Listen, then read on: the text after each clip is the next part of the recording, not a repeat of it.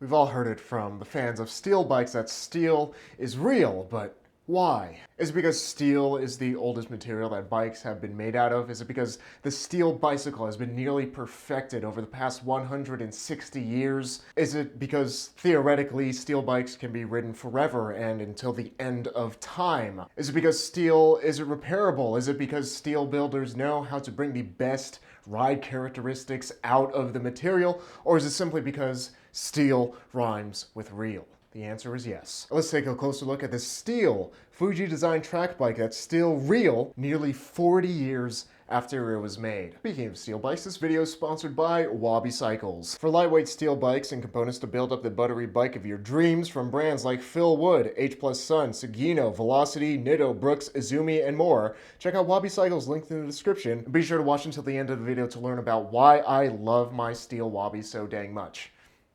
Or should I say Wabis?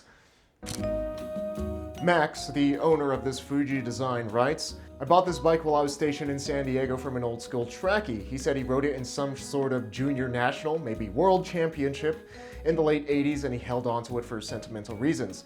He had planned to give it to his son, but his son, like him, quickly outgrew it. They were both 6 foot plus, and this frame was a mere 52 centimeters. This was close to the nicest frame you could buy in 1986, and as you can see, it came in both a road and track setup. The Fuji 9658 tubing sticker is actually Fuji branded quad-butted Ishiwata 019E, and they only came in this awesome sparkly rose color. Ishiwata tubing is actually still around on bikes made today. It's just that Ishiwata is now known as Kasei tubing. And the higher end Ishiwata / Kasei tube sets like that are found on this Fuji are still some of the nicest steel bikes that you could possibly build. Kasei tubing is used on the vast majority of NJS bikes. And if you aren't up to speed on NJS bikes, basically in Japan there's a track racing association with very stringent quality control measures for all of the racers to ensure that pretty much all of the racers are riding the same bike, with only a very few minor detail differences between them. And NJS bikes are some of the nicest steel bikes that you can buy today. Steel is a mature technology that's just about been perfected. People have been building steel bikes ever since bikes were a thing, and that's over 160 years. Steel bikes don't and can't get much better than Ishiwata / Kasei tubing built by master craftsmen in small batches. We've pretty much reached the upper limits of how light you can make a steel bike decades ago. The Ishiwata Kasei 019E tube set has wall thicknesses that go as thin as 0.4 millimeters. That's as thin as just 8 human hairs. You can't make steel tubing much thinner than that for a bicycle, or else it will just collapse in on itself. And it takes a whole lot of skill to braze that steel tubing without overheating it and weakening it, thus making the bike just implode. The Fuji Design weighs in at 5.5 pounds or 2.49 kilos for the completely steel and lugged frame and fork. To put that in perspective, the Wabi Special is constructed out of lightweight Reynolds 725, with the thinnest part of the steel tubing measuring in at a slight 0.5 millimeters thick, so that's about 2 human hairs thicker than the Kasei 019E. And I know it's not an apples to apples comparison because these two frame sets have different geometries, but the Fuji Design is 90 grams lighter than the already light Wabi Special. With an often unfounded hyper-emphasis on trying to shave the most grams possible from the bicycle, it's easy to lose sight that bicycles are actually already incredibly light for what they are, even completely lugged steel frame sets. To put that in perspective, this completely steel, with no carbon fiber trickery Fuji Design with a lugged construction weighs as much as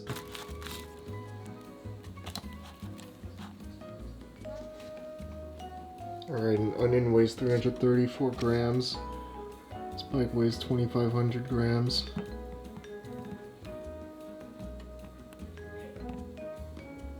The Fuji Design weighs as much as 7.5 onions. Despite being high-quality, hand-built Japanese steel, neither the frame or fork are NJS stamped. This is probably because the projected market for these frames was American riders and racers. To my knowledge, though, Gorski himself never rode one. The process for being certified for NJS is very rigorous, extensive, and expensive. So might as well just slap on the name of a track racing Olympic gold medal winning champion to give it pseudo NJS street cred, or is it track cred? But don't be fooled, because the Fuji Design is pretty much an NJS bike in all but name. It's like an NJS bike that didn't get its parents to sign the permission slip. From its lightweight cassette tubing with lugged construction, true track geometry, undrilled fork and brake bridge, and an included NJS headset and seat post, all painstakingly hand-built in Japan. The difference, though, is that this is a production frame set, and NJS bikes are custom, tailor-made to each specific rider, with very slightly different geometries and using different tube sets to yield the right flex patterns for each specific rider, for each specific season.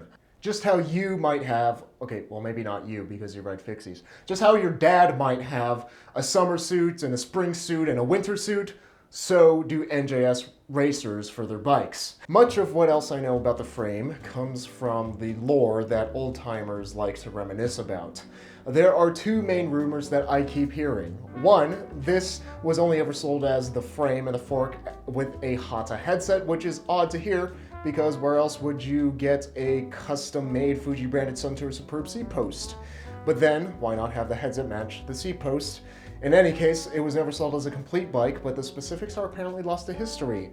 And that, my friend Max, is where you are wrong, because if you take your Go-Go Gadget magnifying glass and look in the very catalog that you sent me about this bike, you can see that this Fuji Design did presumably come with the Fuji-branded Suntour Superb seat post. Number 2, the decals surrounding the Fuji on the downtube are allegedly the family crest of the guys who designed and hand-built these frames in Japan.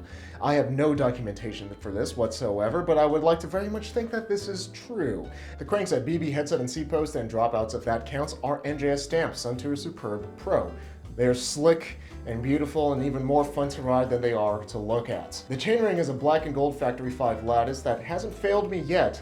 Is stiff enough for non-racer legs to not notice any flex, and good God almighty, it looks dope. The saddle is a honey brown Brooks B17, comfy as all get out and broken in exactly to my sit bone specifications. The 17-tooth cog and lock ring are both Grand Comp in beautifully contrasting green and gold. The pedals are standard black Welgos with all-city nylon double toe cages and all-city black leather double straps.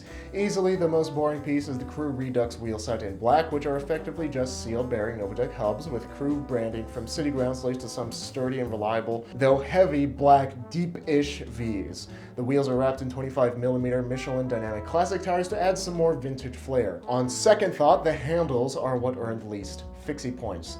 There are no-name silver risers from Amazon with equally no-name brown grips to match the Brooks and aesthetically pull the cockpit together. This thing is dripping with usage. It has scrapes and chips from at least 4 different states and has been splashed by 2 oceans. Some bike fanatics have told me that I should hang it up because it's a classic, to which I reply respectfully, no. Bikes are for riding, even the nice ones, especially the nice ones. I do not see myself as overly materialistic, but this bike, this toy, this tool, this is truly the bee's knees. I can think of very few scenarios that would lead to me letting this bike out of my possession. I know it, my kids know it, and my wife knows it. Because this bike is steel, it has an infinite fatigue limit. Fatigue limit is the stress level below which an infinite number of loading cycles can be applied without causing the material to fail, meaning that this steel frame set can be ridden with 100% confidence, completely safely, nearly 40 years after it was constructed, and theoretically be ridden now forever until the end of time, assuming that nobody does a sick nasty stair drop on it or gets hit by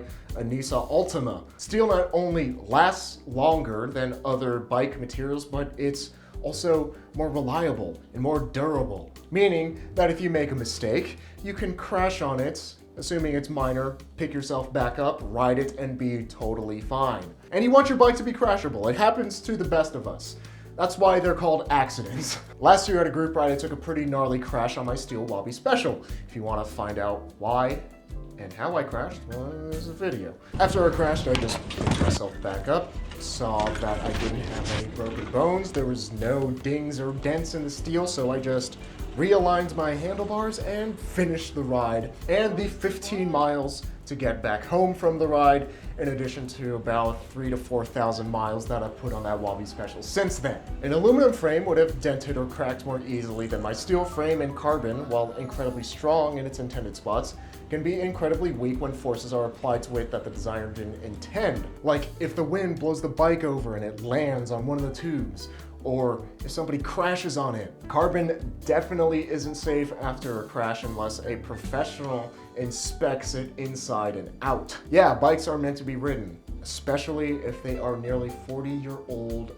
masterpieces. The better a bike is, the bigger of a smile it'll put on your face. Especially since there aren't very many builders anymore making steel frame sets to the quality of this Fuji design. High quality steel frames hit the sweet spot for balancing stiffness and flex, which allows you to ride to your fullest. Steel forks absorb more shock and flex more in all the right places, making the ride more comfortable. And custom frame builders know how to bring the best out of steel because it's been around for so long. They can tailor make the geometry and flex patterns that best suit you. Steel is real. But if you're looking to buy a modern, high-quality steel bike that doesn't cost an arm and a leg like a vintage bike does, be sure to check out Wabi Cycles to make the buttery fixed gear of your dreams a reality. And if you're looking to buy a complete bike or a frame set from Wabi, be sure to sign up on their email notification list to be notified right when they come back into the stock, because these things are selling pretty dang fast. If you want to have your fixed gear featured in this bike check series, be sure to check out the instructions in the description and make sure to read them.